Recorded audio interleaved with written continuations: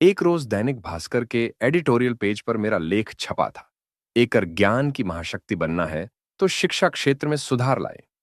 दिन था 17 अक्टूबर 2017। भारत का सबसे बड़ा त्योहार दीपावली। दैनिक भास्कर के आर्टिकल में मेरी ईमेल आईडी दी हुई थी। उस रोज मेरे गांव से लेकर देश की राजधानी दिल्ली तक, गुजरात से लेकर पंजाब तक बहुत से पाठकों के मेल आए हुए थे। उसमें से एक ईमेल पर मेरा ध्यान गया।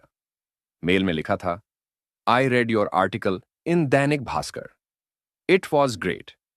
You rightly mentioned the points regarding our education pattern and necessary initiatives which must be implemented as soon as possible. मैं उम्र के जिस पड़ाव पर था, उस उम्र में किसी लड़की का मैसेज, वो भी अंग्रेजी में, और उस पर लड़की भी अपनी बिरादरी की।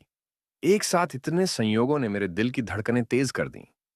हालांकि मैंने भावनाओं को नियंत्रित करते एक संक्षिप्त जवाब दिया, थैंक्स फॉर योर फीडबैक। एक मचलते हुए युवा की तरह मैं एक मैसेज में उनसे बहुत कुछ पूछ लेना चाहता था, लेकिन मैंने अपने दिल पर दिमाग को प्रभावी होने दिया। आपके सुझाव अच्छे हैं, लेकिन सरकारें शिक्षा के सुधार पर उतना ध्यान नहीं दे रही हैं। एंजल ने मुझे यूपीएससी अभ्यर्थी जैसी गंभीरता लिए हुए सवाल के अंदाज में फिर मेल किया। 1986 के बाद से नई शिक्षा नीति तक नहीं आई है अब तक। शिक्षा और स्वास्थ्य राम भरोसे ही हैं। मैंने मेल का जवाब दिया और दोपहर का खाना खाने रूम से 100 मीटर दूर साई रेस्टोरेंट चला गया। हाँ, ये बात तो है, दिल्ली में रहकर आप किस चीज की तैयारी कर रहे हैं? एंजल ने उत्सुकतावश मेल किया। मैं यूपीएससी की तैयारी कर रहा हूं, और आप? इस तरह हमारे बीच बातचीत का सिलसिला शुरू हुआ। के बारे में 6। मैं भी यूपीएससी के लिए कोशिश कर रही हूं। लेकिन यूपीएससी पल्ले नहीं पड़ रही। 2 बार प्रारंभिक परीक्षा दी, लेकिन हुआ नहीं। एंजल ने यूपीएससी की तैयारी करने वाले 90% छात्रों की व्यथा को अपने एक ही मैसेज के जरिए जाहिर कर दिया। हालांकि मैंने 2 दिन तक उनके मेल का कोई जवाब नहीं दिया।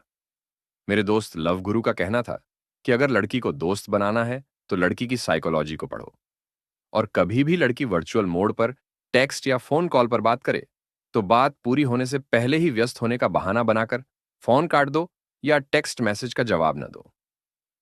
लव गुरु का असली नाम राघवेंद्र प्रताप सिंह था।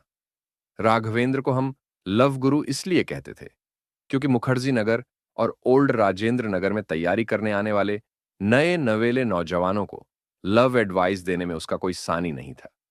जब भी किसी कोचिंग या कोचिंग के बाहर किसी यूपीएससी की तैयारी करने वाले लड़के को किसी लड़की से फ्रेंडशिप करनी होती, तो वे लव गुरु की तरफ रुख करता।